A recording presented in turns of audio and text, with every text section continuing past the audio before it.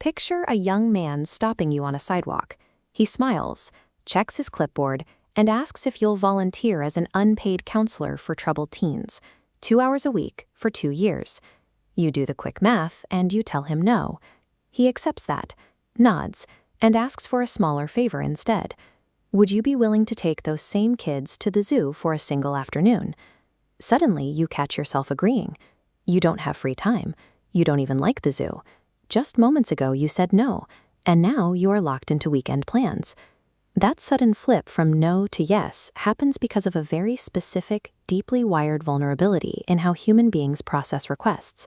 Back in 1975, researcher Robert Cialdini wanted to know if hitting someone with a massive, guaranteed rejection makes them more agreeable to the next question.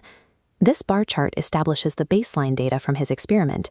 He had researchers ask college students, cold, to chaperone a zoo trek. About 17% of them agreed. But for the second group, researchers led with that massive 2-year counseling commitment. After the students inevitably refused, they dropped the request down to the single zoo trip. The chart updates here to show the result. Agreement leaped to 50%. Cialdini called this the door-in-the-face technique. It is the exact same favor asked in the exact same location.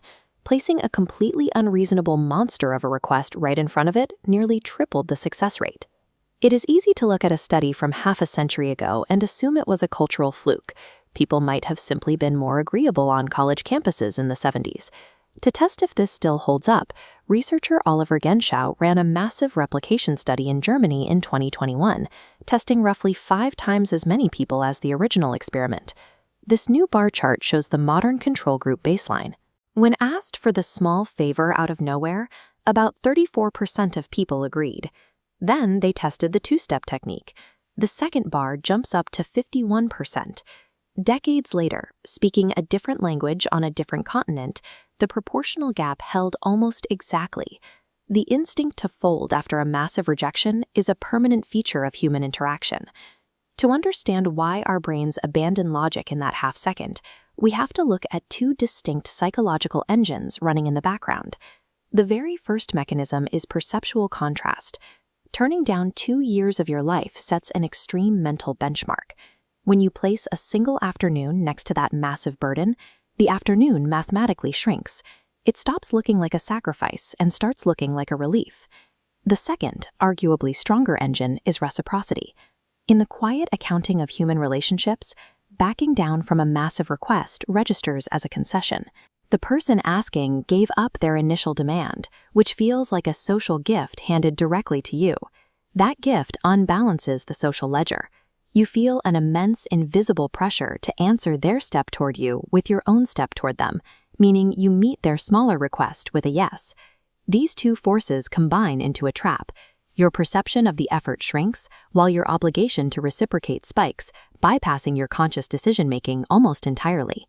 But this technique has you treat it as a universal shortcut for every interaction, you'll watch it fail, or worse, backfire, at exactly the wrong moment.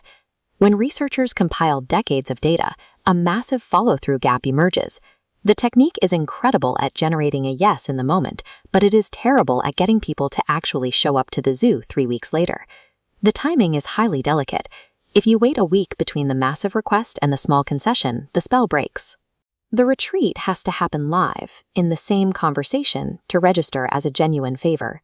It also works best for pro-social causes. People are far more likely to agree when the request involves volunteering or helping kids, rather than someone just trying to extract money. You aren't forcing someone to act entirely against their values. You are lowering the friction on a kind impulse they were already quietly considering. There is one scenario where using this technique causes active, permanent damage, when the person across the table figures out what you are doing. A researcher named Ricky Wong tested this by setting up a negotiation simulation to see what happens when a person realizes the high opening offer was a deliberate setup. The fallout was immediate. Targets became defensive, drove much harder bargains, and rated the person using the trick as completely untrustworthy, refusing to work with them again. The single-shot version works wonderfully on a sidewalk with a stranger you will never see again, but deploying it on a coworker or a partner turns your apparent generosity into manipulation, poisoning essential trust. Your best defense against this trap is a simple pause. When you feel that sudden urge to agree right after rejecting something huge, ask yourself, would I do this if it were the only thing they asked? The context you put around a request completely dictates the answer. On a long timeline, being transparent and building genuine trust will always out-earn a clever psychological trick.